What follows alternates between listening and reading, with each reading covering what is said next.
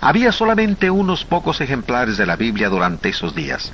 Quienes poseían una Biblia se sentían muy afortunados y bendecidos, pero dado a la persecución de las autoridades de la Iglesia, tenían que leer y estudiar sus Biblias en secreto.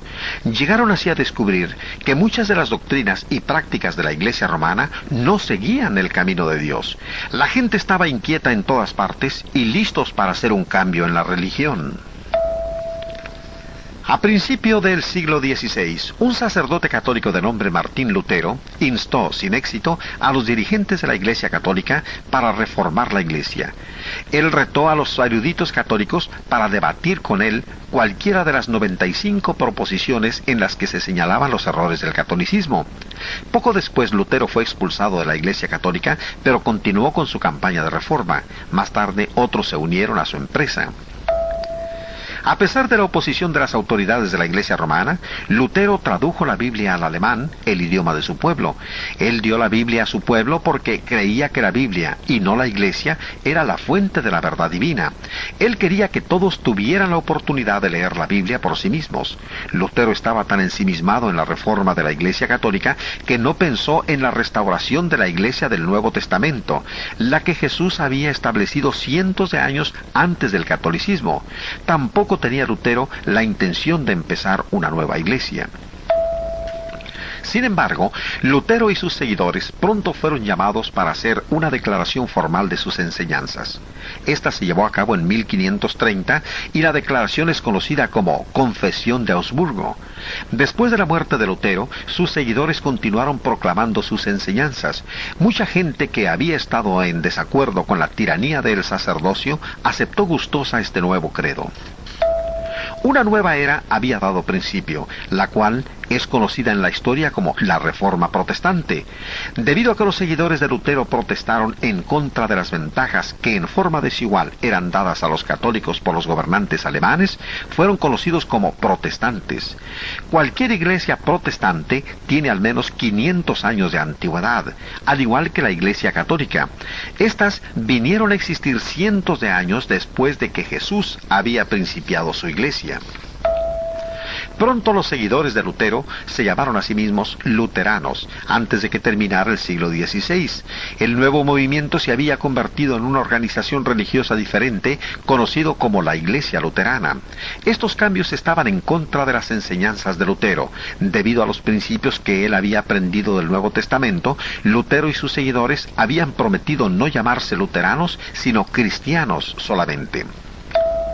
Los luteranos rechazaron muchas de las doctrinas falsas de la Iglesia romana, acercándose en esta forma un poco más al camino de Dios. Sin embargo, siguieron manteniendo muchas enseñanzas y tradiciones católicas, aun cuando dichas enseñanzas no se encontraban en el Nuevo Testamento. El protestantismo, al igual que el catolicismo, fue un producto de la historia humana, pero nunca fue el resultado de las enseñanzas de Jesús y sus apóstoles. La Iglesia Presbiteriana tuvo su principio en Escocia como resultado de un movimiento religioso previo que Juan Calvino había iniciado en Suiza. Calvino había huido de Francia a Suiza tratando de escapar de la persecución de la Iglesia romana. En 1536, Calvino publicó sus famosos estatutos de la religión cristiana como una defensa del protestantismo en Francia.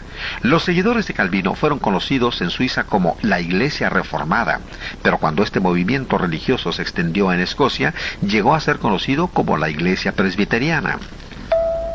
Tanto Martín Lutero como Juan Calvino fueron hombres de mucho valor y de muy profundas convicciones. Su búsqueda por la verdad trajo bendiciones al mundo. Lamentablemente sus seguidores edificaron iglesias denominacionales sobre sus nombres y doctrinas, en vez de seguir adelante en la búsqueda por la verdad y completar así el retorno al camino de Dios. Las denominaciones protestantes principiaron a multiplicarse. Más y más gente se dividía religiosamente entre sí. En lugar de regresar al camino de Dios mostrado por la Biblia, y para que todos pudieran ser un solo cuerpo, cada denominación se aferraba a sus propias enseñanzas.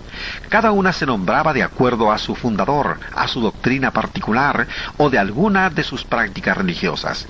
Ninguno de estos nombres denominacionales honraba a Cristo, quien había muerto por la Iglesia. Iglesia. Todavía en nuestros días, los hombres pueden unirse a una o más denominaciones humanas sin aceptar la gracia salvadora de Dios y sin llegar a ser miembros de la Iglesia de Cristo.